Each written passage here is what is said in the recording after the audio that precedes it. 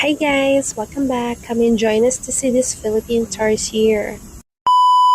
So ito na nga yung day na susulitin namin ng araw dahil malapit na umuwi ang aking family dahil 1 week lang sila dito sa Bohol. So we left early morning and first stop namin ay ang Baclayon Church. And syempre this is the first time I will finally see this church. And of course, pasensya na kayo sa video bomber natin. Dahil we left early morning that day, so nung pagdating namin dito, sarado pa sila. And sa mga hindi nakakaalam nga, this church was founded year 1596. So that was like more than 400 years ago. And dahil nga nakalimutan ko na ang history nitong simbahan na to, and habang nagbi-video nga ako, ang sabi ng ate ko, yung building na to ay gawa nga sa corals. And once again, super amazed na naman ako kasi nga until now, awa ng Diyos, nakatayo pa rin siya kahit na nag-earthquake noon. And after nga namin sa church, ayan na, on the way na kami sa second stop namin, which is nakikita nyo naman ang Chocolate Hills. On the way pa lang kami, hindi pa kami nakakaakyat dun sa tower nila, excited na ako sobra. So ayan na, dito lang nila kami pinag-park at magbabayad na kami ng entrance. After namin makabayad ng entrance, may shuttle kami papunta sa taas. Yung shuttle na yan, kasama na yan sa entrance na binayaran mo. And then ayan na nga, super excited na nga kami. Hindi lang excited ay ang mga tuhod ko sa pag-akyat ng hagdan. Kahit nga nag-ulan at umaraw na naman at maalinsangan. And kahit masama ang pakiramdam, super worth it naman ang pag-akyat mo sa taas. Super maa-amaze ka na lang sa sobra niyang ganda. And mapapangiti ka na lang talaga ng sobra. And then ayan nga, finally, nakaakyat na rin kami sa taas. And kung nakikita niyo naman, bahala na kayo maghanap ng spot para sa picture ninyo.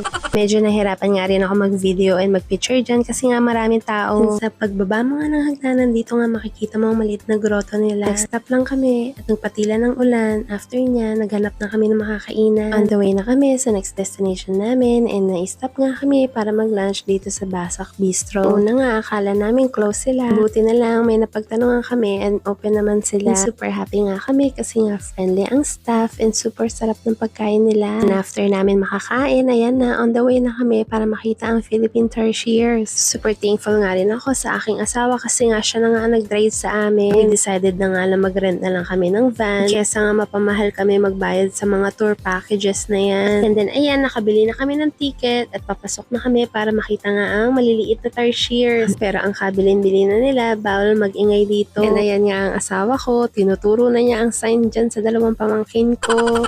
Dahil ayan nga ang dalawa ay may pagkamaingay at makulit. At isa sa mga rules nila ay no flash nga sa mga camera na gagamitin mo. Kasi nga yung iba ay nagpapahinga at tulog. I-turn off ko na muna tong voice over ko and pakinggan nyo kung gaano katahimik ang paligid.